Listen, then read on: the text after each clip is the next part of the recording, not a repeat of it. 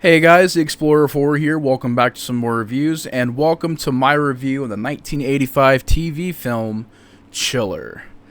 This gets a 4.5 on IMDb, a little bit lower than Invitation to Hell, which I agree, this is a lower rating. I mean, I think technically it's the same rating. I can't remember if I gave Invitation to Hell a 1 or 1.5, but this one definitely, I'll say it right here, it's going to get a 1. It's crazy. I talked about that movie 5 minutes ago, and I can't even remember the final rating for it. And I have to do these reviews back to back because I'm struggling to remember them as we're talking. I'm really trying to be nice with these reviews as I'm paying respect to Wes Craven and his career, going through his films. Like I said, the new rule, TV movies and theatrical movies from here on. Because, number one, Wes Craven doesn't really talk about these movies that much. So I think he kind of looks at them as just, they were jobs, did them, got them done. Got him filmed, edited, and released, and he did his job very well. I don't think his direction is the problem with these movies.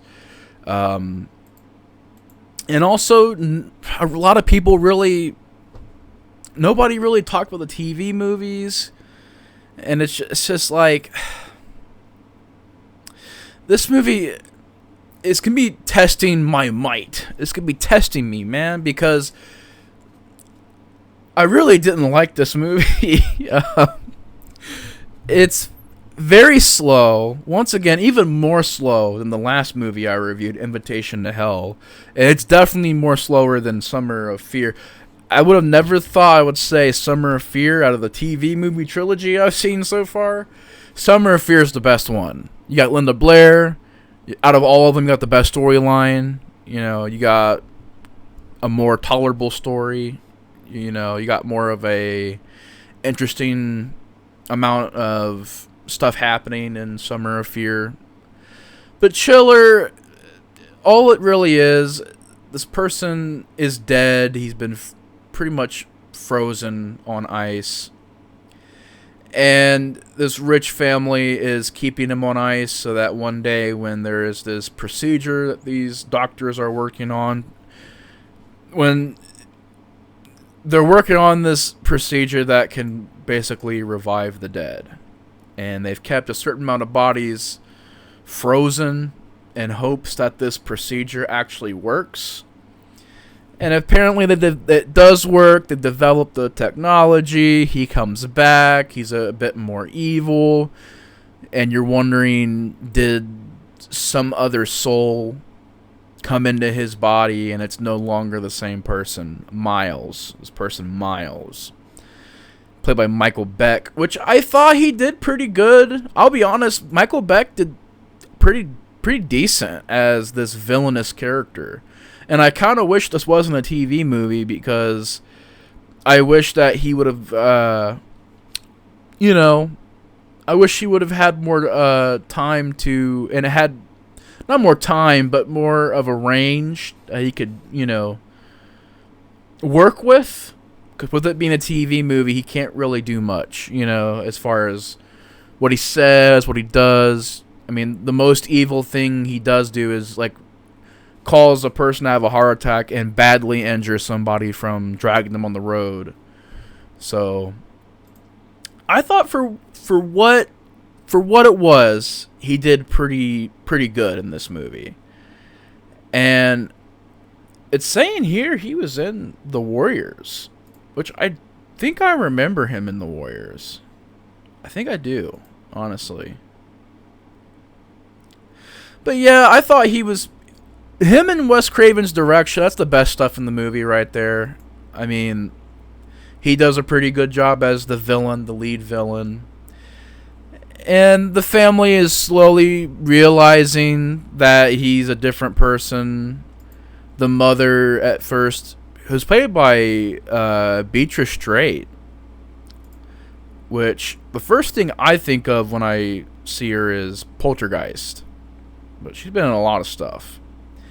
And great actress, does okay. You know, she's all right. The cast is okay, nothing terrible. And that's the thing with this movie.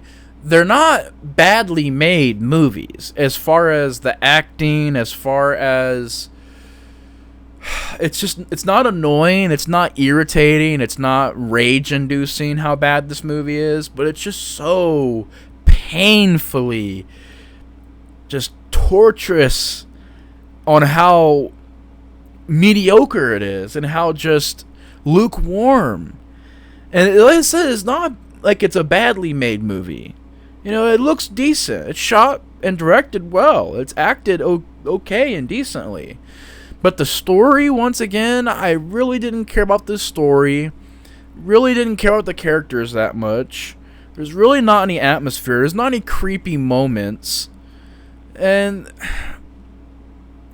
there's some dumb decision making. Like, there's this chick who I guess is wanting to work her way up the company, Laura Johnson. At least I think that's who it was. Yeah, I think it was Laura Johnson. Which she looked familiar. I wonder if she also says here she was in Red Eye. I'll just check in real quick to see if she was in anything else. She looked familiar. But she's just knowing that this guy is a jerk, that he's a complete dick. And she still like follows him to his room and still, you know, is doing it basically whatever he says. And I'm just like, lady, what are you doing? I thought that was completely stupid. I don't know. The mother character seemed a bit like oblivious, where it's like, lady, like, snap out of it. Come on. But I don't know. Once again, I'm kind of speechless. I'm kind of like, I don't have a lot to comment on because the movie doesn't have a lot to comment on. And it's just, the story, though simple, I thought was uninteresting. There's nothing to the atmosphere, to the way the movie, you know, is lit even. Like, no creepy lighting. As speaking on lighting, it's very dark. It's very hard to see what's going on. And the only way I could see this movie, it wasn't even on Tubi. I had to watch it on YouTube. And a very low quality, like, transfer from a VHS tape. And man, it was hard to tell what was going. It was very blurry. It was very, the quality wasn't great. Although I think at the beginning there was a cool like intro, like a TV show intro, like to the channel it was on. It's pretty cool seeing the retro intro to a TV station. But yeah, it's very dark. Not in the tone, just how it looks, how the lighting is. And I don't know, it's just like, it made me just look at the next TV movie and be like, okay, over 2 hours, yeah, I'm good. If that's the next movie's runtime, I'm good. I tap out, you know, I'm good. I'm just going to watch the movies that Wes Craven wrote and directed and was involved in, and just, you know, the passion projects. I'll watch the Wes Craven movies, his movies, not TV. You know, this just jobs he did, you know. And I know after Nightmare on Elm Street, it was real tough for Wes Craven. And I get it, you know, work is work, you know. Make the money while you can. I completely understand it. But especially make the money that you need, because at the time, Wes Craven wasn't real rich. He was struggling because the Nightmare on Elm Street really put him in a lot of debt and everything, and he had to pay a lot from what he had to lose. I don't know necessarily say lose to Nightmare on Elm Street. Because of Nightmare on Elm Street, he was struggling, and he had to make some TV movies to kind of bounce back from that. So I understand that. But yeah, to me, 1 out of 5. That's probably it for this review. If you guys have seen this movie, comment down below your guys' thoughts on it. I didn't get much from this movie. As uninteresting, boring, and just nothing.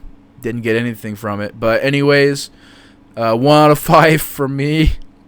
And yeah, I'll see you guys later. Also, if you guys want to follow me on social media, in the comments, or not in the comments, the description box. I always say that, the comments. And it's like, no, it's the description box.